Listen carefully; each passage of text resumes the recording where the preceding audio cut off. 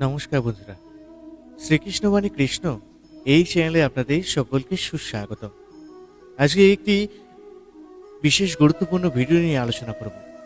যে ব্যক্তি সকালে ঘুম থেকে উঠে এই তিনটি জিনিসের দর্শন করে, সেই ব্যক্তির জীবনী শক্তি অত্যন্ত পরিমাণে বৃদ্ধি পেয়ে যায়। সে ব্যক্তি অত্যন্ত ভাগ্যশালী হন এবং সেই ব্যক্তি জীবনে যেটা চান সেটাই কিন্তু পান। অর্থাৎ সেই ব্যক্তির জীবনে সফলতা আসবেই। ভিডিওতে বলা এই তিনটি জিনিস যদি আপনারা প্রতিদিন ঘুম থেকে উঠেই দর্শন করেন, তবে এর ফল কিন্তু আপনারা 1 মাসের মধ্যেই পেয়ে যাবেন। এক অভাবনীয় পরিবর্তন লক্ষ্য করবে। যে ধরনের পরিবর্তন আপনারা কল্পনাও করতে পারেন না, ঠিক সেই ধরনের পরিবর্তনই আপনাদের জীবনে ঘটবে। দেখুন, শাস্ত্র মতে অর্থাৎ ভগবান শ্রীকৃষ্ণের অনুসারে এই মানুষ জন্ম অত্যন্ত দুর্লভ হয়। তাই মানুষ শরীরে আমরা একমাত্র ঈশ্বর প্রাপ্ত করতে পারি। কিন্তু শাস্ত্রমতে কয়েকটি নিয়ম আছে, যদি আমরা পালন করতে পারি তাহলে জীবনে দুঃখ কষ্ট থেকে আমরা যেমন রেহাই পেতে পারবো, তেমনি সুখ ও শান্তির ছোঁয়াও লাগবে আমাদের পরিবারে। একে একে একে একে জেনে নেওয়া যাক। প্রথম, সকালে ঘুম থেকে উঠে আমাদের প্রত্যেকের উচিত নিজেদের হাতের কর দর্শন করা। হাতের তালু দর্শন, এবং তালুর উপরের ভাগে স্বয়ং মা লক্ষ্মী বিরাজ করেন, মধ্যভাগে মা সরস্বতী বিরাজ করেন এবং হাতের নিম্নভাগে প্রভু গোবিন্দ বাস করেন।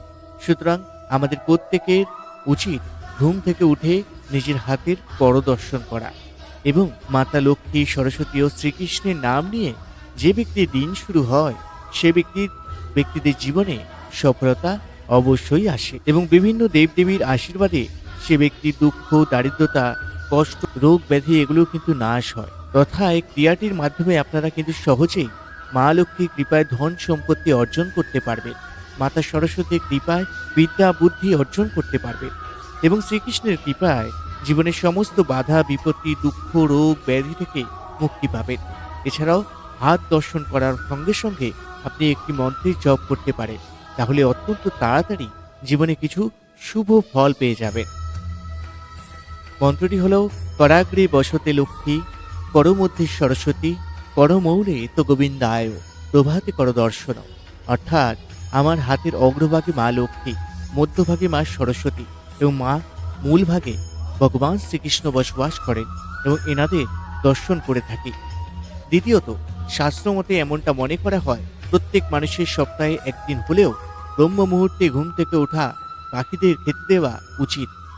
যদি আপনার ঘুম ভোর 3টে থেকে 5টার মধ্যে ভেঙে যায়, তাহলে বুঝবেন ভগবান স্বয়ং আমাদের এই সংকেত দিচ্ছেন যে আমাদের প্রত্যহ ব্রহ্ম মুহূর্তে ঘুম থেকে ওঠা জরুরি এবং উঠোনে আসা পাখিদের খেতে দেওয়া প্রয়োজন।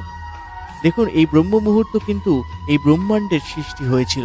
সুতরাং এই ব্রহ্ম মুহূর্তের সময়টিতে আমাদের পৃথিবীতে বহু ধরনের দৈবিক শক্তির আগমন ঘটে।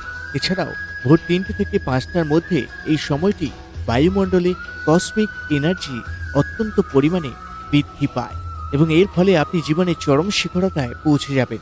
তথা ব্রহ্ম মুহূর্তে যে পরিবারে এই কাজটি করা হয়, সেই পরিবার স্বয়ং মা লক্ষ্মী অধিষ্ঠান করেন। তৃতীয়ত, যারা সকালে ঘুম থেকে উঠে ঈশ্বরের নাম, আরাধনা, পুজো অর্চনা করেন, তাদের অতি অবশ্যই ঘুম থেকে উঠে মুখ ধুয়ে স্নান করে ভালো করে জল দিয়ে নিজের শরীরকে পরিষ্কার করে তারপরে ঈশ্বরের সামনে বসে শঙ্খ, ঘণ্টা, কাশি ইত্যাদি জিনিসের দর্শন করা উচিত। তারপরে ঈশ্বরের কাছে বসে আপনারা ঈশ্বরের নাম কীর্তন করুন, কারণ যেদিন ঈশ্বরের নাম নিয়ে আপনার সকাল শুরু হয়, সেদিন কিন্তু সত্যি আলাদা হয়, আনন্দভাবে কাটে এবং এরপর নিজে পিতা মাতা ও সূর্য নারায়ণ দেব এবং গুরুদেবের উদ্দেশ্যে প্রণাম যাপন করুন। আপনি নিজের কাজে যান।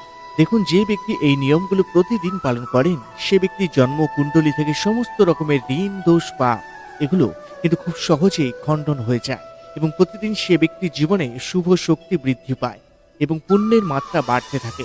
এর ফলে এসব ব্যক্তিরা প্রতি কাজেই সফলতায় সম্মুখীন হয়। নমস্কার বন্ধুরা, এই ছিল আজকের এই 3টি সংকেত।